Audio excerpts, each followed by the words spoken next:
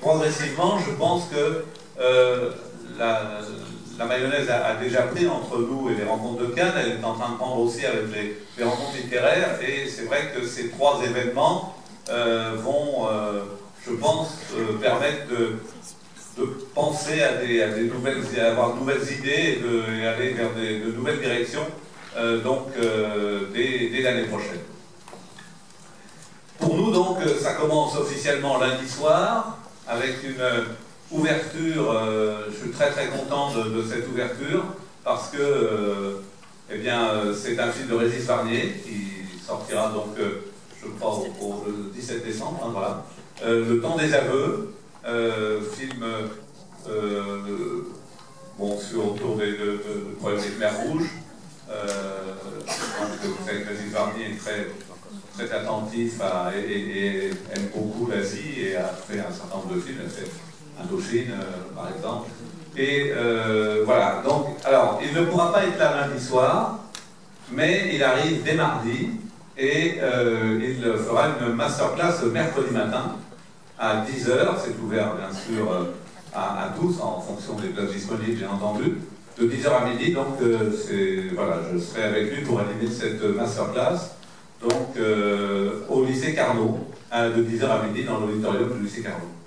Et à 14 h, pour ceux qui ne peuvent pas aller au lycée Carnot, vous pouvez aller voir Est-Ouest à la Licorne. Et il sera là aussi pour présenter le film. Il fera une belle présentation parce qu'il ne pourra pas être au débat.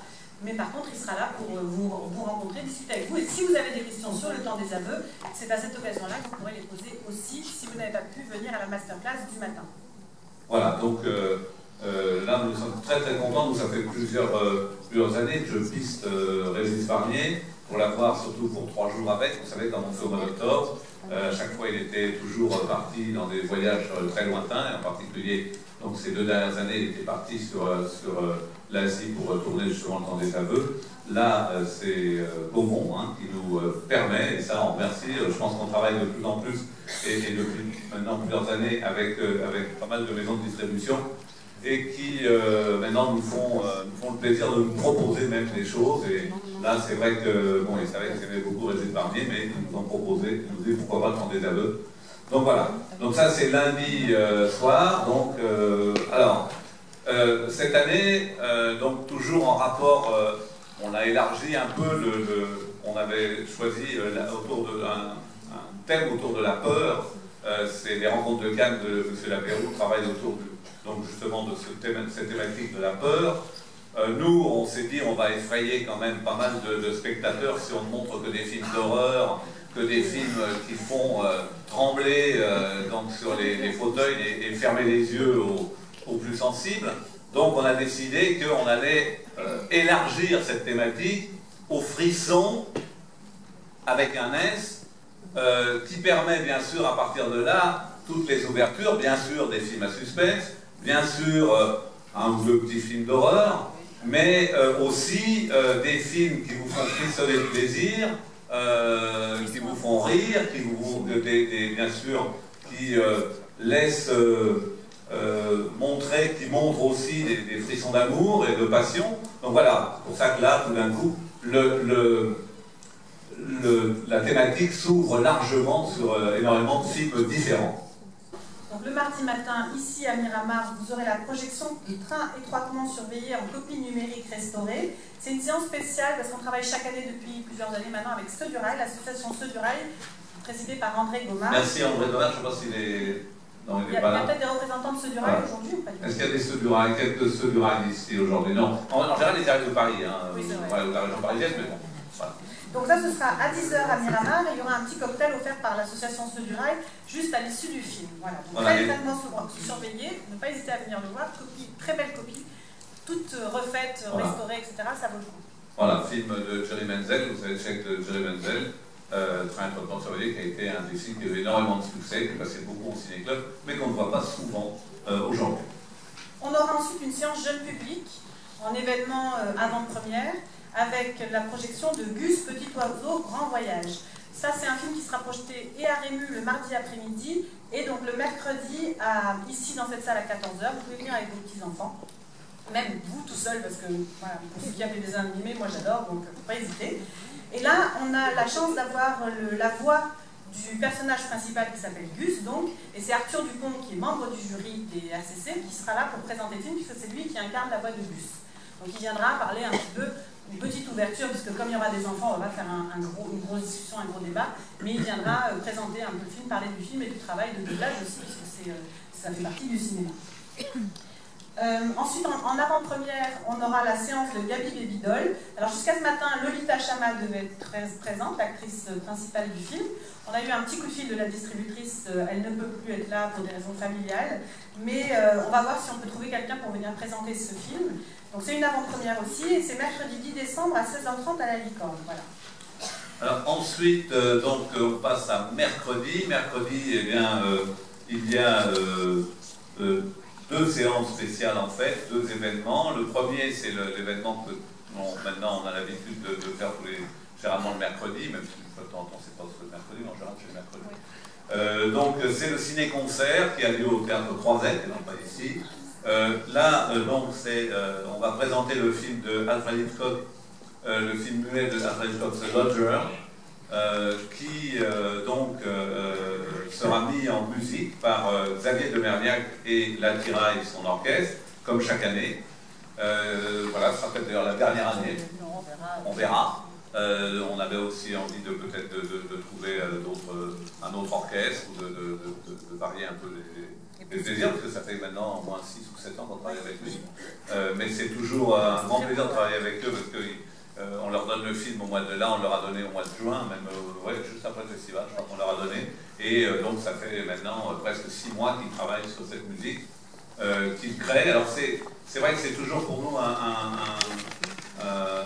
petit, disons, une petite déception, c'est-à-dire qu'on sait que c'est une séance éphémère, c'est-à-dire que la musique, on n'a pas du tout, nous, les moyens de l'enregistrer et d'enregistrer le film, parce que d'abord, on aurait sûrement des problèmes de droit pour la passer, mais c'est vrai donc que c'est une soirée unique, puisque vous allez entendre une musique, et cette musique, vous ne l'entendrez plus après, puisqu'elle est faite là pour cette soirée. Ensuite, on a, alors là pour le coup, c'est un peu la version frisson qui font un peu gore, on va dire, avec un metteur en scène espagnol absolument génial.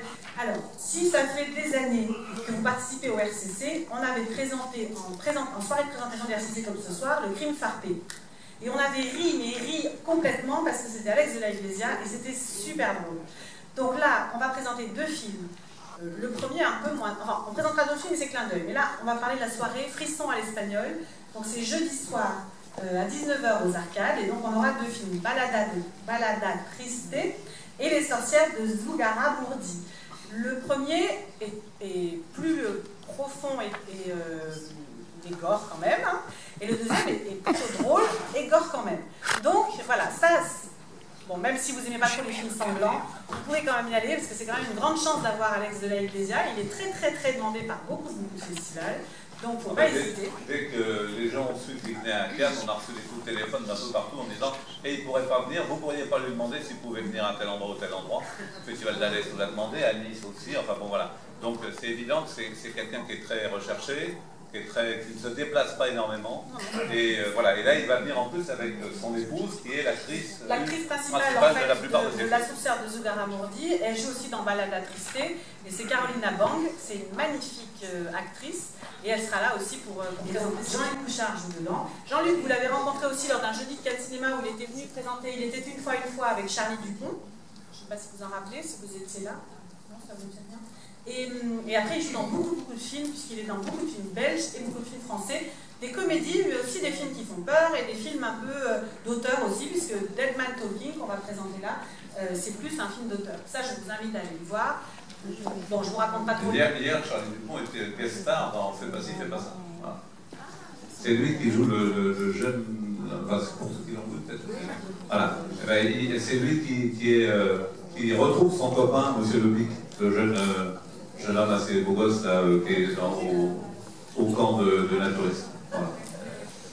Bon, alors pour le coup, voilà, Jean-Luc sera présent, il est au jury, on l'aura toute la semaine et il présentera donc Dead Man Talking, un film de Patrick Ridremont. Il m'a dit qu'en fait Patrick Ridremont était super content que le film soit joué à Cannes, juste hier soir au téléphone, donc je lui ai dit écoute, si Patrick Ridremont veut venir présenter son film avec toi, n'hésite pas, on peut l'inviter aussi, il n'y a pas de problème, on sera content de le recevoir. Absolument. Donc, Dead Man Talking, n'hésitez pas à aller le voir, vraiment c'est un petit bijou, c'est une histoire complètement farfelue, et c'est très très bien filmé, l'image est très belle, il ne faut pas hésiter. Alors, clin d'œil à Alain Beverini. Là, malheureusement, c'est le film qui porte la poisse. Hein. Oui. Total Chaos. Normalement, on avait pris Total Chaos parce qu'on aime bien ce film et qu'il y a très longtemps qu'on ne l'a pas vu. Et on avait sous la main Alain Beverini et Richard Boringer. Malheureusement, tous les deux ont de graves problèmes de santé. Et donc, ils ont voulu venir jusqu'au bout. Et malheureusement, ils ne viendront pas, ni l'un ni l'autre.